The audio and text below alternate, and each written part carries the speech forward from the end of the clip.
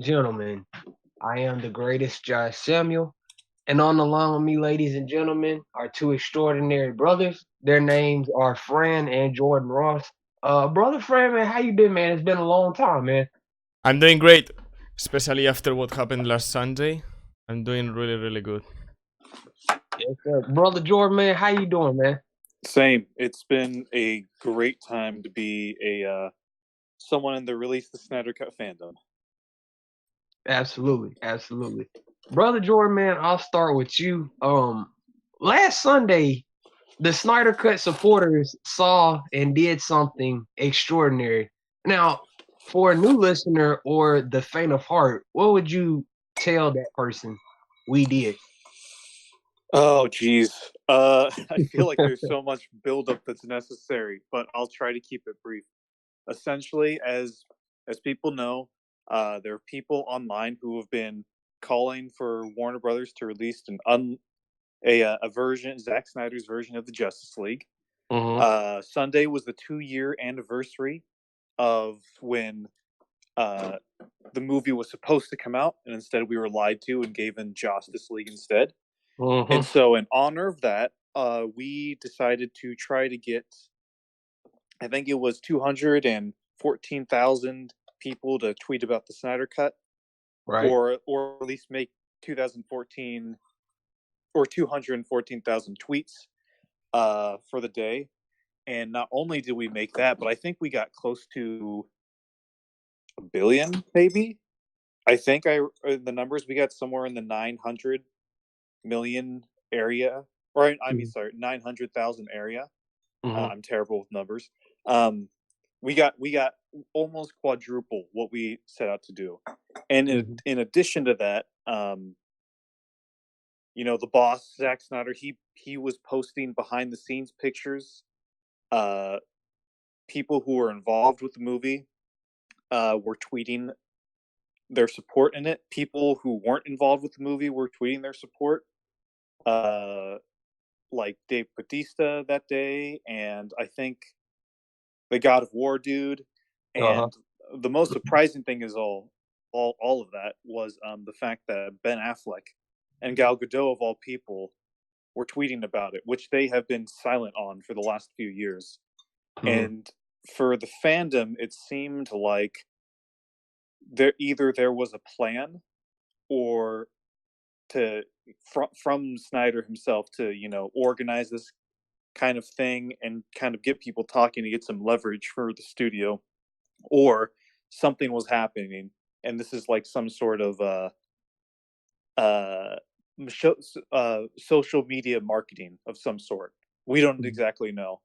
It's been about a week. There's still no word other than just some rumors yet, but things are looking very, very positive. It was, I think I speak for everybody when I say it was probably the happiest we've been in terms of like Snyder Cut news in a very long time. Brother Fran, man, what would you tell a faint of heart person or a new listener? What would you tell them about last Sunday, that person or group of people? Well, I will probably say that last Sunday was the second coming of Jesus Christ to Earth, because it was one of the most crazy events I've ever experienced in social media or in cinema history. Like, I've never seen a movie trend that fucking high 2 years after its release. Like Jordan said, like, we got to 900k tweets. Like, I've never seen a hashtag have that many tweets on Twitter. I'm sure that there have been before, but I've never seen it. And the fact that all of that started because we, a little portion of crazy fans who were trying to get something out that didn't exist, and that we needed to stop talking about it because it wasn't going to happen, and this and that. And we, by ourselves, got to 214 tweets. And then we got that push from Gal Gadot and Ben Affleck, and that just blew it. And then Zack Snyder also came out on Twitter, and it was fucking crazy. Like, everyone was talking about it. I follow all kind of politics accounts and cinema accounts and random accounts, and everyone was talking about it. Everyone was like, yeah, just fuck it, release it, this and that. And actors were talking about it. I saw the director of Doctor Strange. I don't really remember his name now. He retweeted Goddamn. one of Zack's tweets with the Mhm. hashtag. So it was crazy. Like I was like, the planets are aligning to make to be able to make this happen. And from what I've heard, and I'm not saying this in I have contacts in Warner Brothers and I know all this stuff. No, I don't know shit. I wish I knew, but I don't know anything. But from what I've heard people talk on Twitter, Warner Brothers wasn't expecting that kind of attention for this hashtag, and it blew away their minds. Like, I cannot believe that this movie that we didn't release 2 years ago is getting more attention than Joker 2 or Black Adam. And from what I've heard, not only, I mean, it's almost like a 99% probability that they are going to release the cut. Like, I think that is something that we can think of a high chance now. But I've heard that because of how much noise and impact Sunday made, they may be reconsidering letting Snyder finish his 5-film arc. Now, I don't want anyone listening to this to be like, oh my god, we did it and he's going to come back and they're going to give him 300 million per movie and this and that. Listen, I don't know what's going to happen. It's just the things that I read on Twitter from people who work in the industry, and there are negotiations going on right now because Grace Randolph said that, and I kind of trust her in that. But for someone who has never heard of this, I think that from last Sunday they must have heard something, because it was all over Twitter. Everyone was talking about it. Even Marvel actors were talking about it. Like, it was crazy. Brother Fran, I'll start with you, man. Let's talk a little bit about how it should be released. Now, there's been a lot of, as you say, rumors and debates had about, well, let's release it in theaters and then release it on HBO Max and 4K, yada, yada, yada. There's also some individuals that think that HBO Max is solely the best option, or doing the aforementioned the theatrical, then digital, then Blu-ray, then, whoop-de-whoop-de-whoop. Are you of the mind that HBO Max is the best option, or do you just think that theatrical first might be? Because I think some individuals are probably worried about still have, mixed opinions about what critics have to say, even though at this point I feel like fuck the critics. But what's your thought on that, man? Well, I mean, we can look at this in two perspectives, in the Warner Brothers perspective and the fan perspective. In terms of what Warner Brothers might be thinking, they are like, okay, we're just going to release it on HBO Max. We are not going to pay for a theatrical release. We are not going to pay for a Blu-ray release. We just put it out there, finish the VFX that need to be done, and that's it. And it's going to be the cheapest way to get it. And I think that the guys at HBO Max I think that they are really happy with that option, because it's like, we have the exclusivity of this thing that everyone wants to see, and only we have that thing. So they can put it in the first day of HBO Max and see the subscriptions go up crazy, like a skyrocket to the moon. But I think that if they are intelligent and now thinking about it in a fun way, they should do a limited theatrical release, put it on HBO Max the moment it is out of cinemas, like the next day, so you don't lose the momentum, and then maybe 3-4 months later put it out on Blu-ray and have a special limited edition just for fans, and it's $50. And I'm telling you that thousands of people are going to buy that $50 Blu-ray, because everyone is really hungry for this movie. So I think that a theatrical release is not out of the question, because if they do I don't know, it has a name, I've heard it in English but I can't really remember the word now. It's like like a part-time theatrical release or something like that.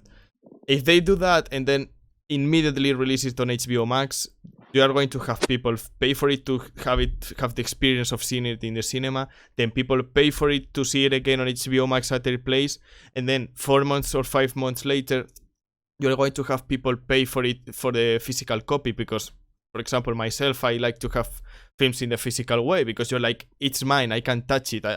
Something that I've worked so hard for, I can finally touch it and have them in all my collection. So I think that will be the most clever and best in terms of business perspective because you will be getting 3 times the money instead of just HBO Max.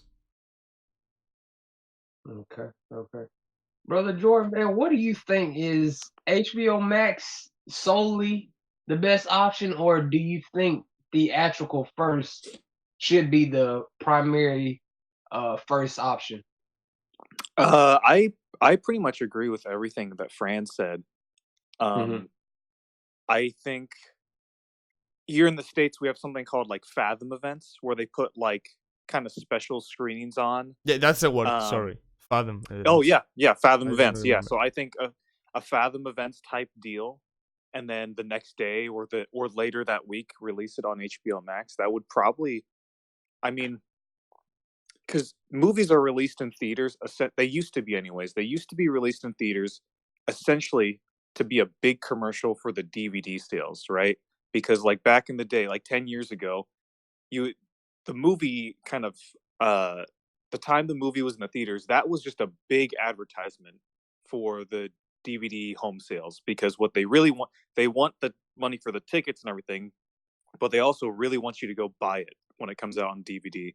So I think if you have a little type of like limited release type deal, or even what the Breaking Bad movie did with El Camino, where it was playing on Netflix, but at the same time there were certain theaters around the country that were still playing it in theaters.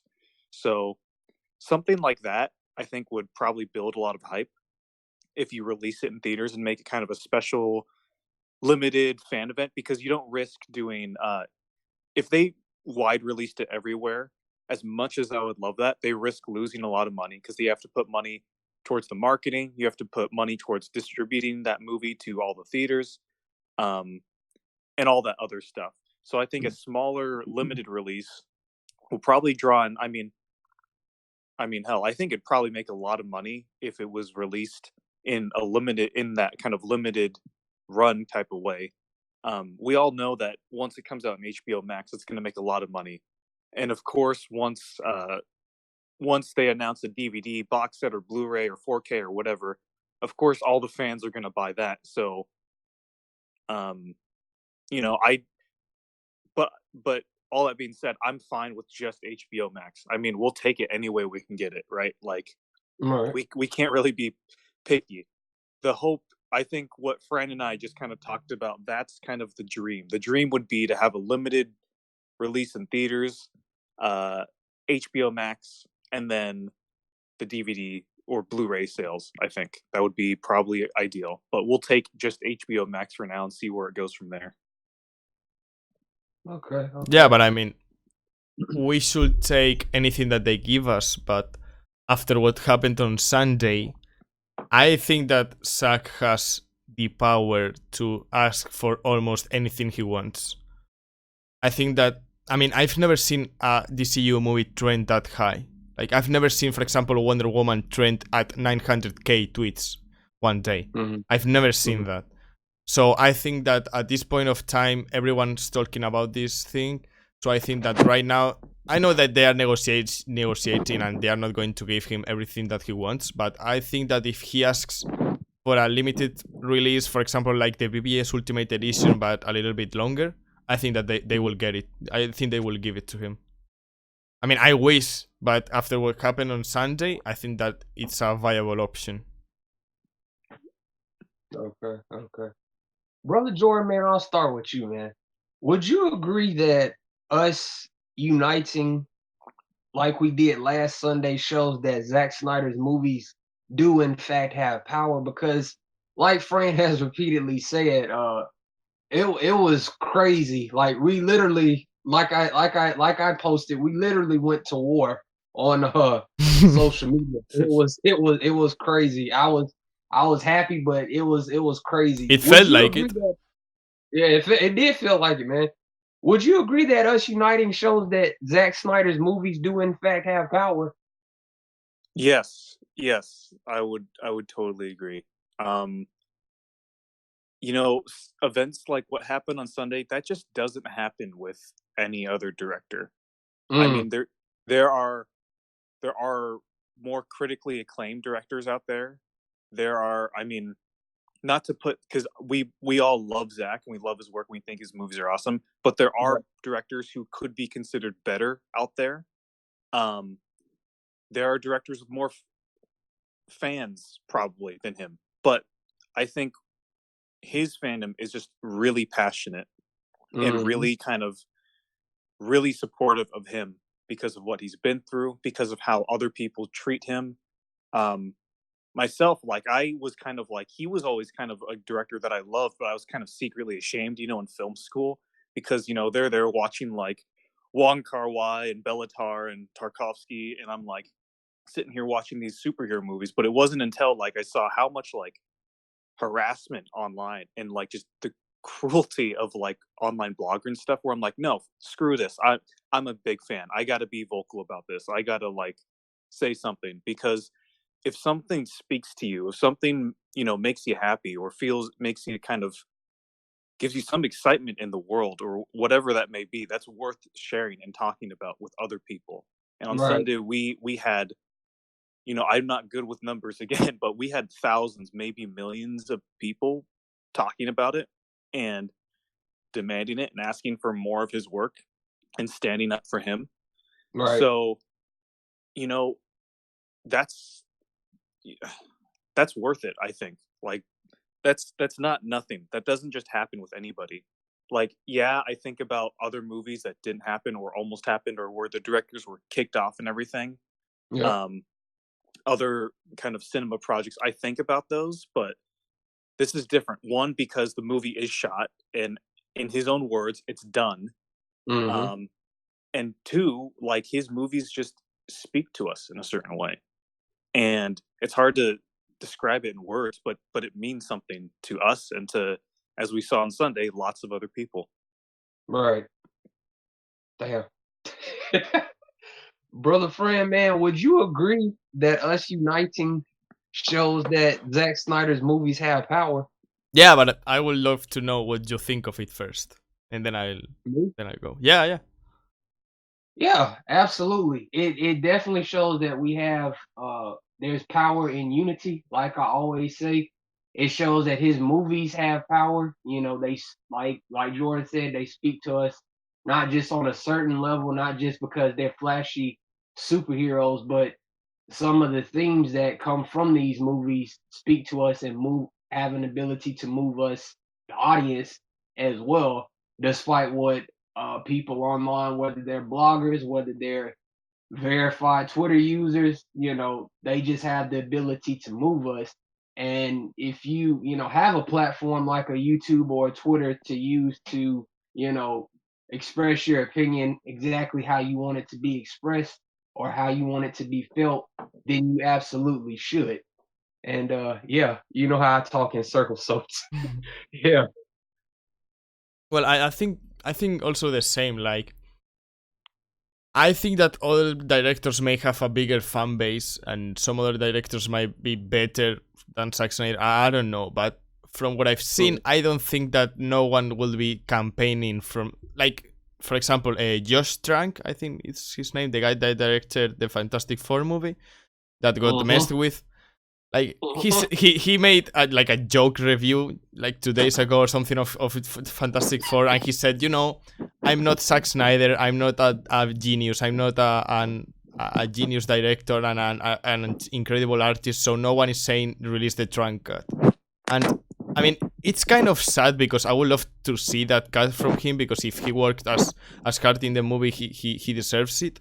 But mhm. also, it's the same thing that he said. Like, I don't think that no one out there has so passionate fans that are so much in love with a guy's movie from a director's movies that are willing to be 2 years non-stop making campaigns, donating money, buying t-shirts, buying planes to fly over Warner Brothers, for fuck's sake. Like, we've never seen that. And that's all because of the passion that these movies inspire on us and the passion that that guy inspires on us.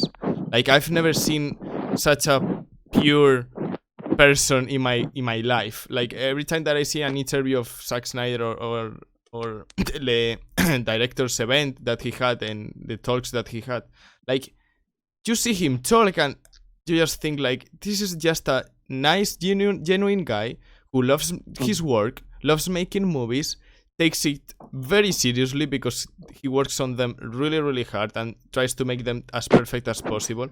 And he's just a nice guy trying to do his job and trying to make movies that other people enjoy. He doesn't deserve any of the hate that he gets. Like, I can understand for a guy made this why I love BBS video lately. I can't remember his name, but that video was fucking awesome. And he says in his video that he's just a human being and he didn't deserve any of the hate that he got. Like, you can criticize his movies, but everyone, like, I've seen the Collider boss saying on Twitter that Zack Snyder is a self-hating Jew. Like, what? Like, how can you unite as sane persons who like a director's movies when you like those movies and you see that director, just because he had Batman killing or because Superman broke an oak, you're seeing people call him a self-hating Jew? And some people saying that he bullied his daughter to suicide? Like, are you fucking crazy? How are you not going to unite against that? It is what the common sense people will do, and that's what we are doing. Right. Because it's not only his movies, but the guy is just a nice guy trying to do movies. That's it. And people are treating him like he's fucking Hitler or something like that. Just because Batman killed doesn't mean that you can go and insult him and telling him that he bullied his daughter to death. Like, what a piece of shit you are if you say stuff like that. Yeah. It's just... It's ridiculous, man. And it's like you said, man, you can dislike you said this plenty of times. You can dislike a movie, you cannot like a movie, but when you get personal about somebody you don't even know just because he made a movie you dislike, you not only need help, you need to check yourself, because that's just taking it way too far, and that's just inhumane, in my opinion. Brother Jordan, you got any thought on that, man? I mean, like I said, like, he just gets, a weird amount of hate for no reason, and it just seems really ridiculous. And I mean, obviously, this is a conversation that goes back to, like, how social media influences us and just, like, people's in general. But he's become this weird punching bag, and I'll see it. Like, y'all just be browsing movie websites and stuff, and I'll read the comments, and then out of nowhere, just suddenly bashing Man of Steel or bashing him or just insulting him. And it's like, well, that's uncalled for. You guys think about him an awful amount for, like, people who don't like his work. Exactly. I know there are directors that I'm not huge fans of, but I don't they don't live in my mind. I don't think about them all the time. Whenever something comes up that I don't like, I'm like, oh, it's like this director. No, like, if I don't care for something, I just move on. You know how many thousands of movies there are? And, like, other things that I can be doing with my time? Like, I have no room for that kind of, like, just steeping in my anger about, a certain director. Right. Or, like, movies I don't care for. Like, I just ignore it. So, I don't know. It's just, everybody gangs up on him. It's dumb. It's stupid. It's idiotic. And at the end of the day, he's rich and buff. And, like, he gets to make movies for a living, so, like, he's winning. You know what I mean? Yeah. He can squat 400 L's in the gym. So I would like to see some of these bloggers tell those things at his face, because he may be short, but that guy is fucking buffed. Like, I think I've been going to the gym for, like, 1 year and a half or something like that, and that guy is fucking jacked. Like, he's lifting weights that I've never seen in my fucking life. So I would like to see some of these guys saying that he's a self-hating Jew, telling him that at his face because I don't know what he will do. He could probably just crush their fucking jaw in if he wanted to. If you wanted to. Yeah, I mean, he's not that kind of guy, but he could do that. Yeah, he definitely could. Man, Fran, let me ask you this, man. Which celebrity were you most surprised to tweet that you saw tweet the hashtag, man? I will say Ben Affleck. Mm-hmm. Although, like a lot of people have said that Gal Gadot was the one that had the most skin on the game. Like she was like testing Warner Brothers a little bit by saying that, but I don't think that nothing is going to happen to her. But Ben Affleck, because I was like, okay, Ben Affleck is gone. He just fucked what happened at Justice League. I'm not Batman anymore. Let me leave. I was tired of all the Batman questions and this and that. So just let me leave, and I'm going to forget this chapter of my life. And he like publicly saying that maybe he wasn't the one that actually typed it, or maybe it was his marketing team or whatever. But I think that Zack called him or texted him or something and said, "Hey, listen, I'm going to try to do this on Sunday. Are you in or are you out?" And the fact that he was in was extremely surprising. And I think that he was in because of what he has said multiple times on interviews, that he agreed to play Batman because it was Snyder's vision. Like it was going to start here and it was going to end him sacrificing himself. So I think that he was like, yeah, fuck it. Like I've worked too hard for this, and if this movie has the ability to come out and it was the one that I signed up for, let's go for it. And that was really surprising. And that tweet has like 70,000 retweets and 140,000 likes. And the Zack Snyder ones have like 70k likes, and the Gal Gadot ones has like the same, like 200 likes or something like that. Like even for them, that's an incredible amount of likes and retweets. Even for a tweet from them, which was crazy. Okay, Brother Jordan, man, which celebrity were you most surprised to see tweet the hashtag? I mean, gosh, that Sunday felt like, I don't know, that was the only day in my entire life where I've laid in bed doing nothing but like tweeting and being on my phone. It was insane. Gal Gadot and Ben Affleck, I mean, they just eclipsed everybody else because you gotta, like, from our fandom perspective, from people who've been in this, it's been incredibly disheartening over the last years to hear like all these league members who have dropped out or who Warner Brothers aren't interested in. Like, it's been just crushing. Like for years, for a long time, we were like, the Batman's still coming out. Ben Affleck is still involved. We loved him. We loved what he did. And when he left, it was just so crushing because we're like, oh no, like he's left, he's done, he's not interested. Obviously, we know that's because they messed up with Justice League behind the scenes and all that, and he wasn't having any of it. So seeing him support the movement, was shocking because, as Fran said, we thought, oh, he's just done. He's not going to ever touch superheroes again.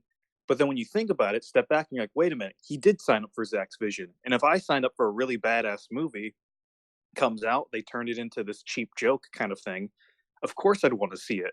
He seems like the kind of guy who would like absolutely want to see that movie see the light of day. He's an Oscar-winning like director, and he's respected in the film community and all that stuff. So he out of people, like, I mean, taste doesn't really mean anything, but in terms of someone having good taste and someone having, a good eye for what makes a good film, he's definitely one of them. So seeing him support the Snyder Cut just seemed that was really just shocking to see on that front, because we thought he was done. We weren't even sure if he was into filming Justice League, because after BVS it just seemed like he was just kind of pushing through it, not really involved. But we see that, clearly he put a lot of hard work into Justice League too, so we want to see that, and he wants us to see that.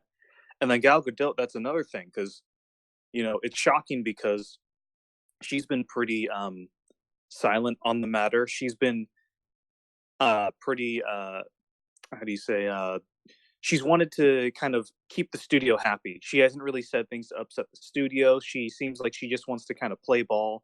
And of course, I totally get that. It's her job. She doesn't owe us anything if it costs her job. She doesn't have to do anything. But at the same time, she's got all that power. What is the studio going to do? Replace Wonder Woman? You can't do that. And she's using that to say, hey, I was in this movie. You guys messed it up. Let's make it right again. And that was really great to see. And she's been a Zack supporter since day one.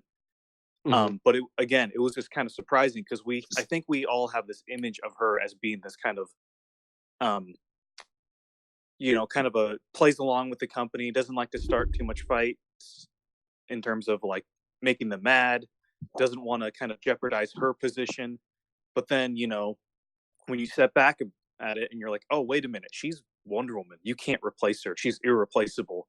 And clearly, like everybody else involved in the movie, she put a lot of hard work into that, and she wants to see the real deal on screen. So I think for me, the two most shocking ones was Batman and Wonder Woman. But of course, like seeing like Dave Bautista, that was awesome. Seeing Scott Derrickson and just other people in the industry supporting Zack was just great.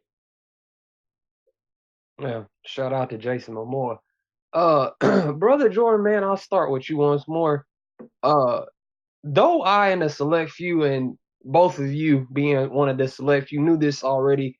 Joss Whedon, according to an article, apparently had 80 pages, sadly, of new material for Justice League. What's your thought on that, man?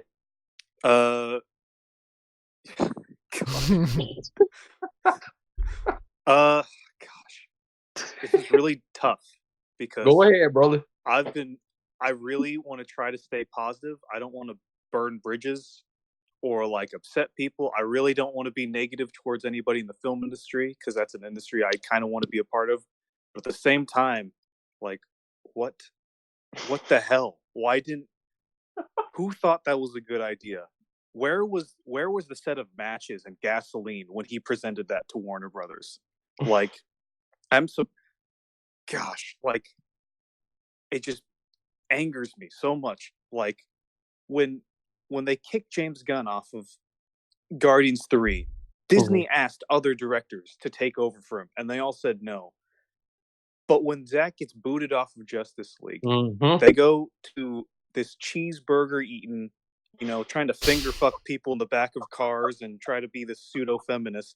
They go to this greasy, bald Thanos looking guy, and they're like, "Hey, would you like to write some jokes?" And he's like, "Okay." Flash falls on Wonder Woman's titties. We talk about Lois Lane being this thirsty reporter. It's great and it's funny, right, guys? And probably all the studio heads were like laughing their asses off, like Lil Kev from It's Always Sunny, mouths open, breathing out their popcorn kernels, and just, gosh, yeah, like, he wrote 80 pages. Yeah. Who the hell wants, like, oh my gosh, it was just anger. That's what I felt. It's like he rewrote that entire nothing in the movie. It just asserted what we already knew. Nothing in the theatrical cut of Justice League like resembles what was intended to be. And it's just really disheartening to see like how Zack's fellow filmmakers they didn't have any integrity, or at least that one anyways. Like, you couldn't stand up for your peer, your colleague. Like, I get it, you're being paid and hired to do this work, but you got money. You directed 2 Avengers movies. You directed like Firefly and all that stuff. You have the money. You don't need the money. You don't need this job. Why don't you use that position and try to stand up for your fellow artist and filmmaker?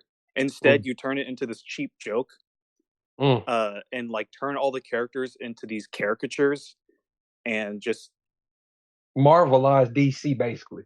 Exactly. You turn it in, like nothing in Justice League was inspiring at all. Nothing in there treated those heroes with respect. And I just lost a lot of respect for Joss as a filmmaker. Because again, as I said, like when Gunn was fired from Guardians 3, lots of other artists showed their respect. They refused to kind of allow Disney to kick him off. They respected James Gunn and his vision and his world, and they couldn't, and he couldn't do that with Zack or his work. And that's not to cut you off, Jordan. It was a result of some very bizarre and disturbing tweets. Zack Snyder has done nothing of the sort. Yeah. Exactly. I mean, and again, we have to remember this is the same community that like worships at the feet of Roman Polanski and Woody Allen, and it's like people who have actually done things terrible things and are kind of creeps and everything. And I don't mean to like, I mean everything I've said about Joss is like based off of rumors and stuff. He might not really be that creepy, but just the way he writes, the way he tweets, the way he talks about women just comes across as very kind of pseudo-feminist, really creepy. Again, I don't know him. I could be completely wrong. Apologies if I offend anyone with that, but just I don't know what else to say. Like, it's creepy the way he treated Wonder Woman, and I don't think he showed any integrity when with what he did to Justice League. Right. Well, I mean, I just want to say one thing. The tea is fucking hot today. Like, the tea is fucking delicious. Jordan has just said like the most real 5 minutes that I've ever seen regarding the Justice League thing. Like, I've never heard like a more concise or the best 5 minutes of the whole fucking shit that is Justice League and all the situation.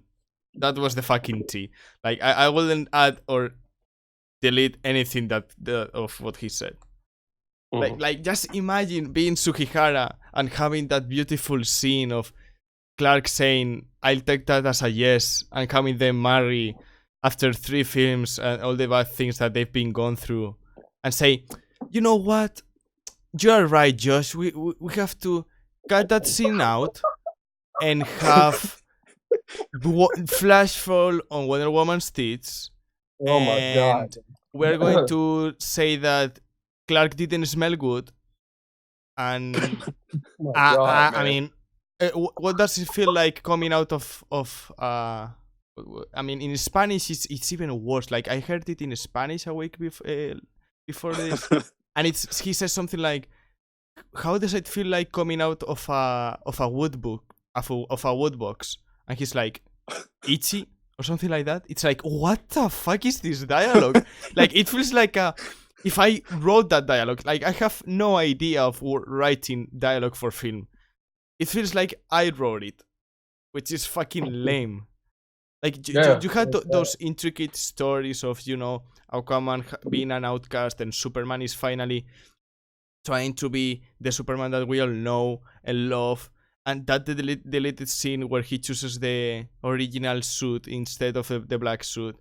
And he goes to Alfred and he's fucking perfect. Like, his eyes are shining and his hair is perfect. And he's like, "I'm assuming you're Alfred." And then Alfred says, "Master Kent," which is fucking cute.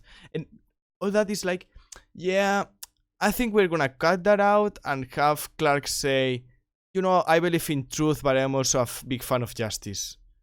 Slowpoke and shit. Yeah, yo, Slowpoke. I'll take the ones in the right, and he's taking like a whole building, which is physically impossible. I don't know. It looks like they try to boycott their own movie. There's not even people in that building if you look at the shot. Yeah, it's like, just an empty building. He's just trying to save money for the Russian government, you know, so they don't have to build it again. It's a whole real estate scheme, yeah, you know. It is so fucking sad. Like, I don't know who made those decisions, but fuck those guys who made those decisions, and I think most of them are out. And fuck Joss Whedon, because people say, "Oh no, you know, it was Warner Brothers' decision to change the movie," and that's true. But you're not going to change the movie if you don't have a director. And picking on a project, and it's not only that, you know, Zack was fired and they were like, "Okay, Josh, come here and change the movie." It's like, he was fired and he also had to leave because his fucking daughter committed suicide. Like, how piece of shit are you that you're going to take a movie that is not even yours after what happened to the last director, that he had to leave because those horrible circumstances, and you're like, yeah, I'm going to fuck all his movie up, I'm going to fuck all his years of working on this film up in 3 months, have shitty CGI, have shitty dialogue, destroy all the characters that he had been building up, and then put his name in the front of the movie. Yeah. That's yeah. just Whedon for you. Yeah. And it's like, okay, let's say Joss wasn't intentionally sabotaging it. Let's say he actually thought these were good ideas and everything. It's like, okay, then he's not a terrible person. The only crime is just kind of being a doofus and being a dummy.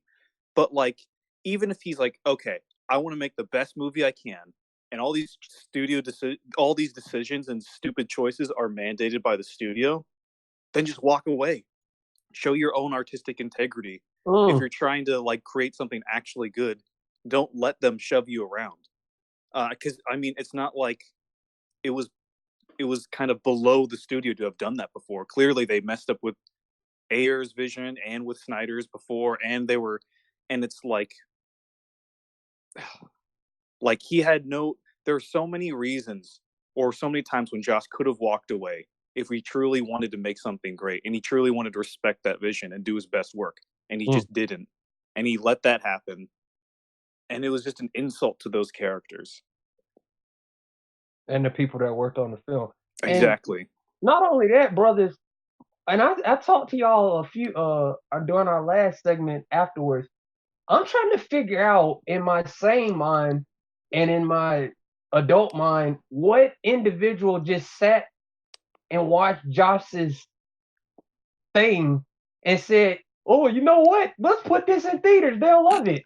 You know, I'm trying to figure out who said, "Yeah, let's just put this out. They won't notice the difference." Like, if you like, I don't get it, bro. I don't get it.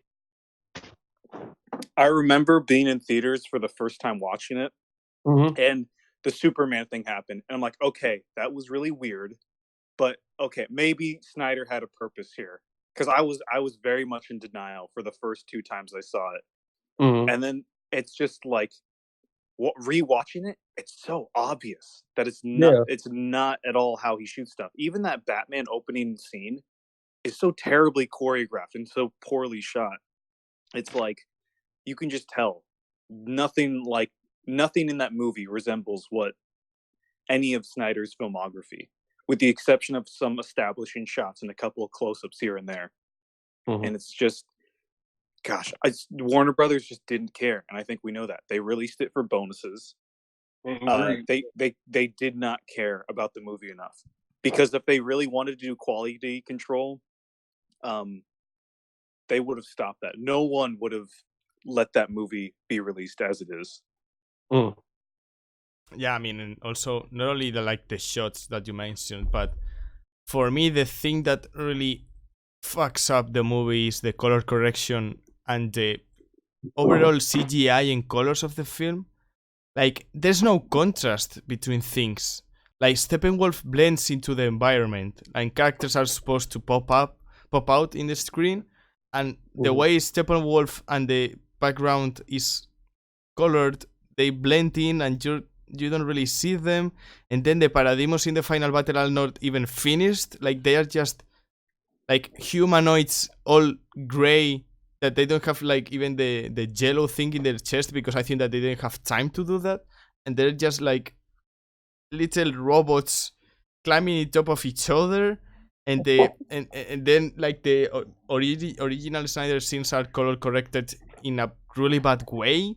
That fucking orange that tints everything orange, and it's awful, and everything feels cheap. Like, for example, when they are talking in the Batcave about taking Superman back, like, everything feels like cheap. Like, the background feels like it's not finished. The colors in the screen are not right. Their faces are like, the lighting is not well done. Like, everything feels like an amateur did it. It's really, really bad. Dude, even Age of Ultron looked better than Justice League. Yeah. In Age of Ultron, Joss actually used contrast, and there was some great lighting in that movie, but Justice League just, I agree. The color correction was just terrible. It's a I damn agree. shame. Damn shame. Brother Fran, man, I'll start with you. Which character arc slash story are you most excited to see in the Snyder Cut? Oh shit, Soups. The Soups one. Mm, Like after, I mean, I've obviously watched Man of Steel and VBS again a lot of times mm, since Justice League, but mm, man, I need to see that Flight 2.0. Like I need to see it. Like it's essential for me to continue living. I have to see that scene. Like it's. I mean, people say like, you have to visit New York once in your lifetime, and you have to visit the pyramids of Egypt once in your lifetime. Yeah, well, for me, I have to see that scene. Okay, I need to mm, see the reborn Superman with that fucking amazing suit that he has, with no removed mustache, just flying away into space. Because we don't see him fly in Justice League. We just see like little shots of him flying. And Man of Steel and BBS had some fucking great shots of him in space, flying at supersonic speed, and that was awesome. So I need to mm, see it again. I need to see the. I'll take that as a yes scene. I need to see that. I need to see the arc complete. I need to see the fight choreography of Superman. Like he's supposed to. Like I've seen articles of Jay Oliva saying that he was supposed to be unhinged in this movie. mm, So I think that mm, his power level is going to be even higher. So he's going to be fighting like an MMA fighter or something like that. So I just need to see all that. I need to see him come back, realize who he is.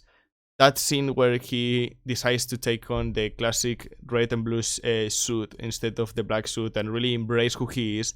A man who's born twice, once in Krypton and once on Earth, and have a wife and save the world. Like he's Superman. He's supposed to do that. mm. I just need that Flight Point 2.0 with that beautiful Hans Zimmer score or Yankee Excel's score. I suppose he's going to use the Man of Steel theme, but I just need it. I need that in my life. Brother Jordan, man, which character arc or story are you most excited to see in the Snyder Cut? Superman, I think, because that's my guy. That's my favorite superhero.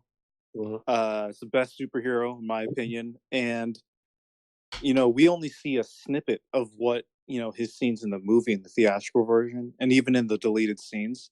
So we really don't know how he was brought back, or to what extent he's in the movie, or what his journey is. I mean, we know that it's about his rebirth and his how he becomes kind of the he finally realizes himself as the Superman, and but we just don't see that. We don't know how he gets there. So I right. want to see that. And then at the same time, Batman had a great journey where he was struggling with his mistakes, his regrets, and he was suicidal. And it's a continuation of that Batman that we saw in BVS, who was led off the path, but then brought back by Superman, but still struggling with his choices. That's Mhm, something I really want to see. Um, uh, uh, uh, Cyborg too, of course, Ray Fisher.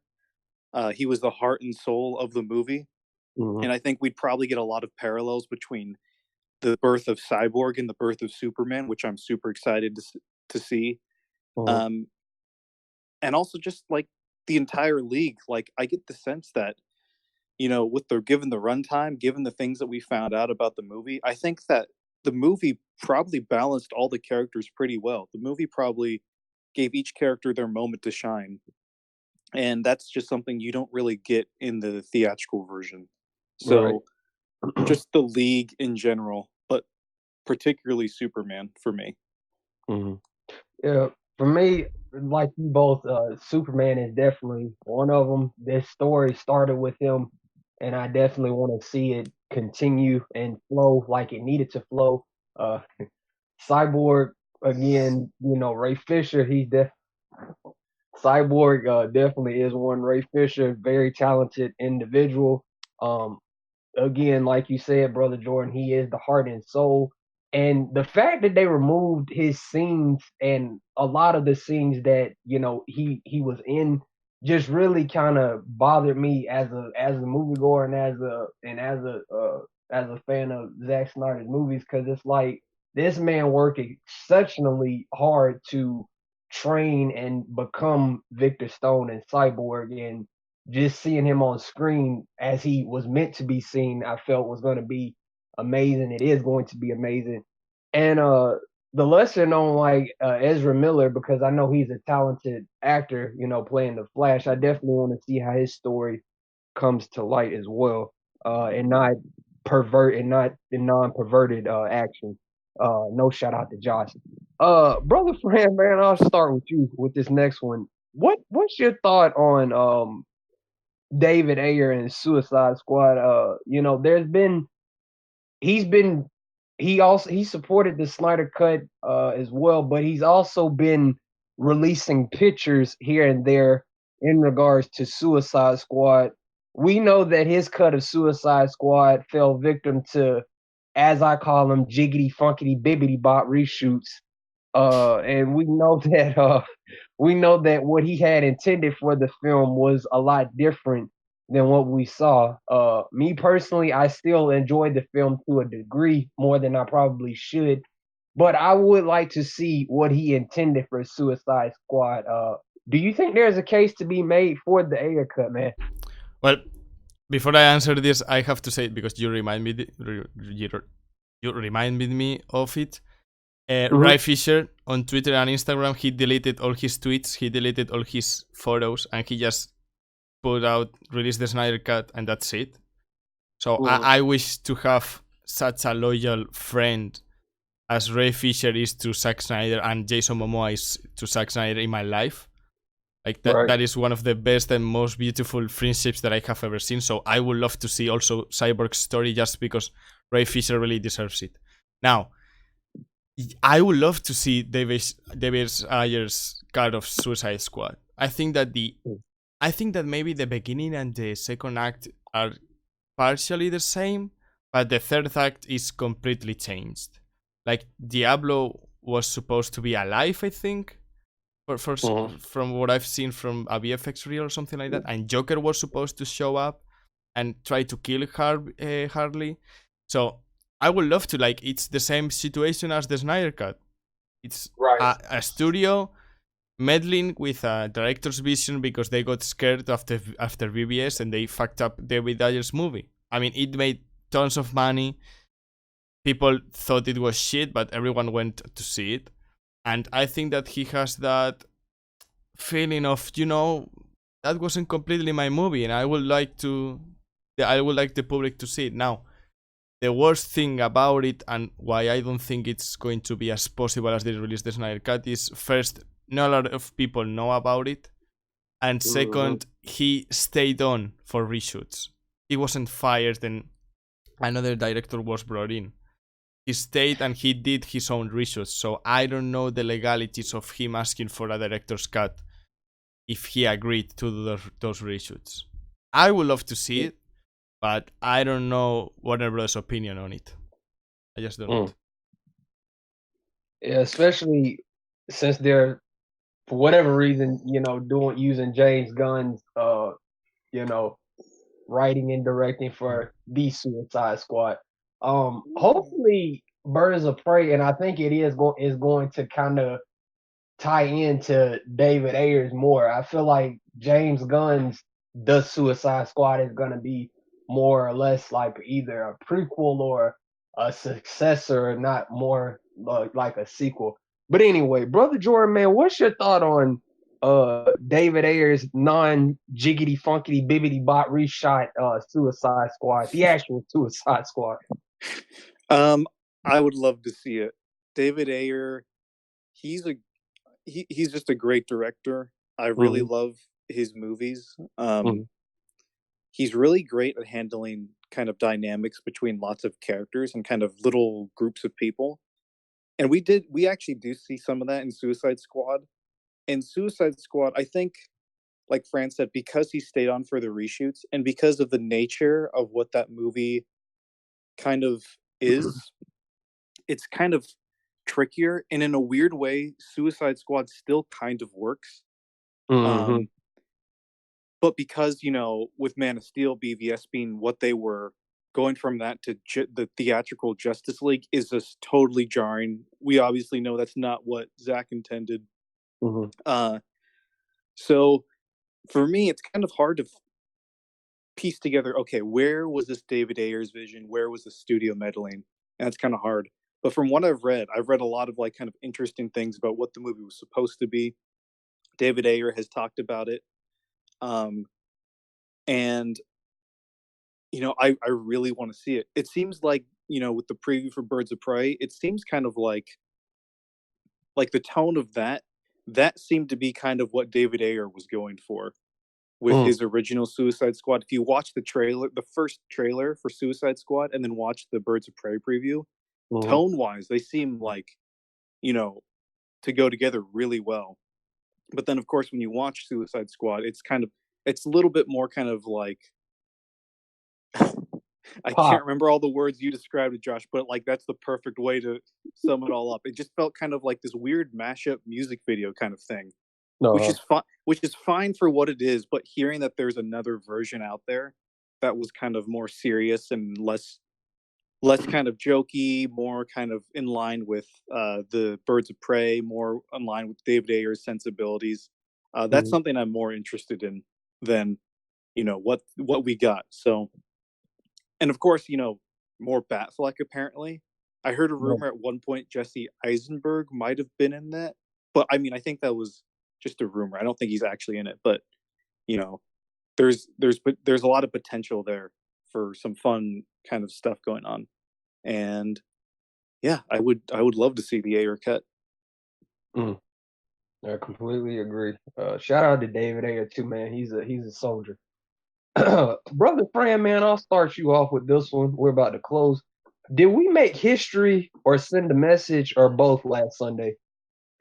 Well, I mean, history will be made when they officially announce it, but the fact that 2 years later, just a supposedly small group of fans did what we did, like we got to 900k tweets. Like I've seen the Washington Post, the Wall Street Journal, the New York Times, the local news in the United States talking about it in the morning. Like, how crazy is that? Like, months ago and 1 year ago, everyone like at Collider and all these podcast places that, I mean, I'm not going to be toxic or negative about it. I'm happy that they are changing their opinion and they are all in for the Snyder Cut. I'm happy that they are in our train, and they are more than welcome to be in it.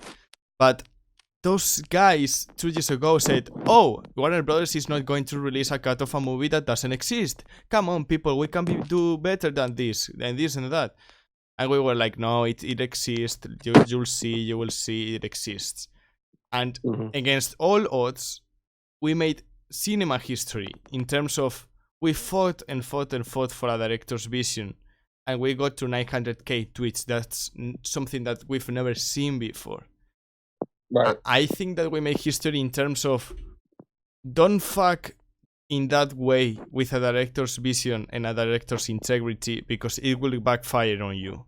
So treat your directors with a little bit more of respect, and don't fuck their movies up and then trying to cover everything up like no, this is not what happened and this doesn't exist on this or this on that. And I mean, we also have the example of the Richard Donner cut. It's not like the first time that something like this has been done, but no one said from the Donner cut like, oh, that doesn't exist, he didn't finish principal photography or this and that. They were like, oh yeah, someday it will come out. But we had all odds against us. Like all the major media outlets were saying it doesn't exist. So the general public were like, okay, that thing doesn't exist. And we fought and we made campaigns and we had Saka at our side, and we just fought and came together last week, and we did something that I didn't even think was possible. Like we reached our 214k goal and we like made that thing 4 times. So I think that we really made history. We will be I mean, we will win the time that it is officially announced, but that Sunday was history in terms of the film industry and the modern film industry. Damn. Brother Jordan, man, what's your thought on this, man? You really covered this really well earlier. What's your thought on us making history and sending a message to Warner Brothers and quite frankly to the rest of the movie making world that not only are we not going anywhere, but this means something. And like Fran said, like there's no reason for a studio to fuck with the person that they hired. What's your thought on all that, man? Well, I mean, as I've said, like, Sunday was like the greatest day ever. If you've been in the fandom for a long time, um, I'm not going to say we won, but I can feel that we're winning, and I feel that there's been big changes. And if this was kind of a thing that Zach planned out and tried to organize to get some hype and kind of prove that people want to see his movie, we definitely showed that. Mm-hmm. If this was if this is kind of a little subtle marketing thing that Warner Brothers and Zach are trying to do, we're all super pumped. I think what we all are aware of now is that at the very least Warner Brothers is talking about it, and they know that they can't just stay silent on this. They have to do something. And I think things are changing for the better. I think we've kind of subtly felt that over the last few months, but Sunday really cemented it, that things are changing for the better. Mm-hmm. And I've always said this. I always believed that we were going to get the cut eventually. Just didn't know if it was going to be in 20 years or in 2 years. And it looks like we might be getting the cut next year. As soon as next year, we have sooner than we expected. So we're in the home stretch, it seems like, and for that I'm very very happy. I completely agree. Finally, brothers, and this is pretty much a simple question. Brother Jordan, I'll start with you. There is in fact power in unity. Would you agree or disagree? Totally agree. Brother Friend, would you agree that there is power in unity, man? Yeah, of course there is. The moment we understand that in order to get what we want and make a bigger push, we have to take aside our differences and push in a common direction, and don't call the people who aren't tweeting every day part-timers like I've seen on Twitter, or not saying, oh, you are now using the hashtag, or you are part of this club, or you are part of this club, or this and that. Just push together, be united, because we all have the same goal. So don't let those little differences separate us and make this thing more difficult than it is. All right. Well, ladies and gentlemen, this is the end of the show. I will leave a link to Fran's channel in the description and his Twitter. I will also leave a link to Brother Jordan Ross's Twitter in the description as well. You all go follow or subscribe or do both to all three of our things. We appreciate you for tuning in, and we'll see y'all next time. Bye-bye. The Snyder Cut is coming. Do not get triggered. Don't watch porn, that fucks your mind. Bye-bye.